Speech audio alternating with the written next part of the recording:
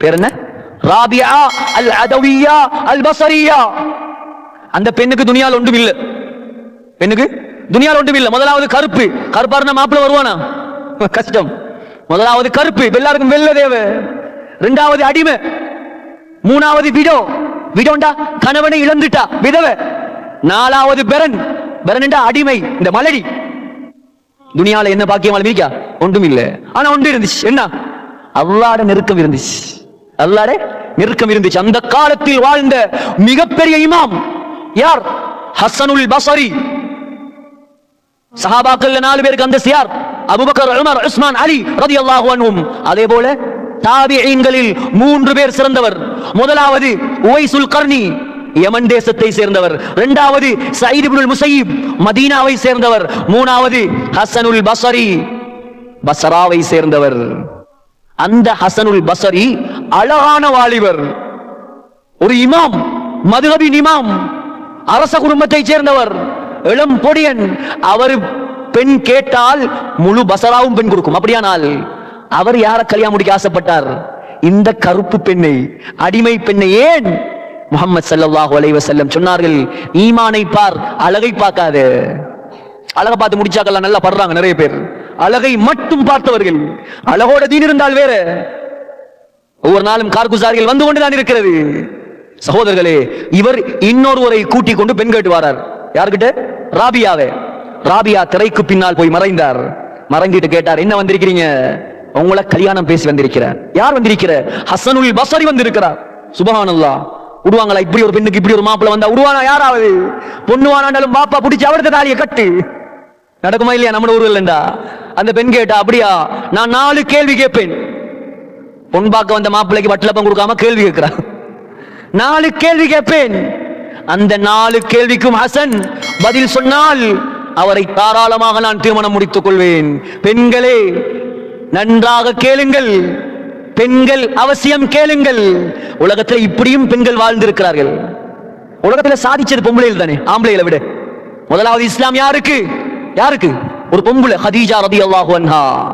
முதலாவது ஷஹீத் யாரு? ஒரு பொம்பளை, சுமையா ரலியல்லாஹு அன்ஹா. இமாம் புகாரியை உருவாக்கினது யாரு? ஒரு பொம்பளை. இமாம் ஷாஃபியை உருவாக்கினது யாரு? ஒரு பொம்பளை. இமாம் இப்னு ஹஜர் அஸ்கலானியை உருவாக்கியது யார்? ஒரு பொம்பளை. ஹாஜா முஈனுத்தீன் சிஷ்டி ஒரு பிரயாணத்தில் 70,000 பேர் இஸ்லாத்துக்கு வந்தாங்க. உருவாக்கியது யாரு? பொம்பளை.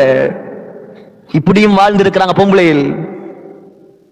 பக்கத்தில் வந்தவர் சொன்னார், 4 கேள்வியா? இவருடைய அறிவு கடல், எத்தனை கேள்வியும் கேட்கலாம். அப்படியா? கேட்கிறேன். முதலாவது கேள்வி, ஹசன், நான் மரணிக்கும் பொழுது சக்கராத்தில் கலிமா வருமா எனக்கு? முதலாவது கேள்வி இடி. ஹசன் சொன்னார், ராபியா, நீங்க கலிமா சொல்லுவீங்களா இல்லையான்னு எனக்கு எப்படி தெரியும்? எனக்கு தெரியாது. முதலாவது கேள்வியில ஃபெயில், உங்களுக்கு விட தெரியாது. இரண்டாவது கேள்வி, கபரில் என்னை வைத்தால் 2 மலக்குமார்கள் வருவார்கள் கேள்வி கேட்க. சகோதரர்களை சந்திக்க இருக்கிறோம் நானும் நீங்களும். சும்மா மலக்குமார்கள் அவங்க. முஹம்மது ஸல்லல்லாஹு அலைஹி வஸல்லம் சொன்னார்கள், அல் மலகான், 2 மலக்குகள், ஹாயிலான், பயங்கரமான மலக்குகள், அஸ்ரகானி அயுனுஹுமா, கண்களில் நீல நிறத்தில் நெருப்பு பத்துமாம். அவர்களுடைய பற்கள் நிலத்தை அரைத்துக் கொண்டிருக்குமாம். அவர்கள் எடுத்து வைக்கும் ஒவ்வொரு அடியும் இடி முழங்குற மாதிரி சத்தமாக இருக்குமாம். சகோதரர்களே, கையில் ஆயுதம் வைத்திருப்பார்கள். அவர்கள் கையில தண்டாயுதம் ஏந்தி இருப்பார்கள். ஆதம் அலைஹிஸ்ஸலாம் தொடக்கம் கியாமத் நாள் வரைக்கும் பிறக்கும் எல்லா மனிதர்கள் சேர்ந்தாலும் அதை அசைக்க கூட இயலாதாம். வரப்போறாங்க, எனக்கிட்ட வருவாங்க, உங்கள்கிட்ட வருவாங்க. சகோதரர்களே, ராபியா கேட்டா, ஹசன், அந்த மலக்குமார் வந்து என்னிடம் கேள்வி கேட்பார்களே, கேட்பாங்களா இல்லையா? மன் ரப்புக, ரப்பு யாரு? தீனுக, உண்ட மார்க்கம் என்ன? கிபிலத்துக, உண்ட கிபிலா என்ன? இமாமுக, உண்ட இமாம் என்ன? முஹம்மது ஸல்லல்லாஹு அலைஹி வஸல்லமை காட்டி கேட்பார்கள்.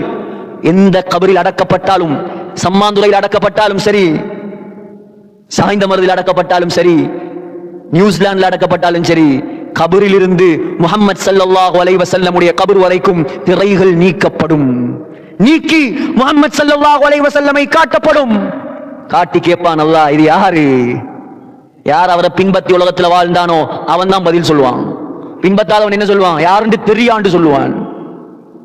ராபியா கேட்டா, ஹசன், அவங்க கேள்வி கேட்டா நான் சரியா பதில் சொல்லுவேனா? ஹசன் சொன்னார், எனக்கு தெரியாது. எனக்கு எப்படி தெரியும்? அப்ப இரண்டாவதுலயும் ஃபெயில். மூணாவது கேள்வி, பட்டோலைகள் கொடுக்கப்படும் கியாமத்துடைய நாளையில். கியாமத்துடைய நாளையில பட்டோலைகள். சகோதரர்களே, நீண்ட விஷயம் இதெல்லாம், எனக்கு பேசுறதுக்கும் வேணும், பேசிக்கொள்ளவும் மேலா. நீண்ட விடயம். பட்டோலைகள் கையில் அல்ல, பறந்து வரும். எப்படி இருக்கும்? பட்டோலை எல்லாம் கோடிக்கணக்கான பட்டோலைகள் பறந்து வரும். நல்லவனாக இருந்தால் பட்டோலை தானா வந்து கொண்ட வழக்கரத்தில் விழும்.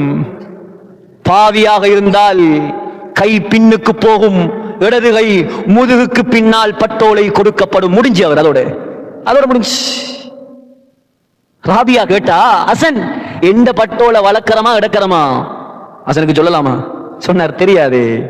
மூணுலையும் ஃபெயில். கடைசி கேள்வி, கியாமத்துடைய நாளையில் அல்லாஹ் ஒரு அறிவிப்பு செய்வான். என்ன அறிவிப்பு?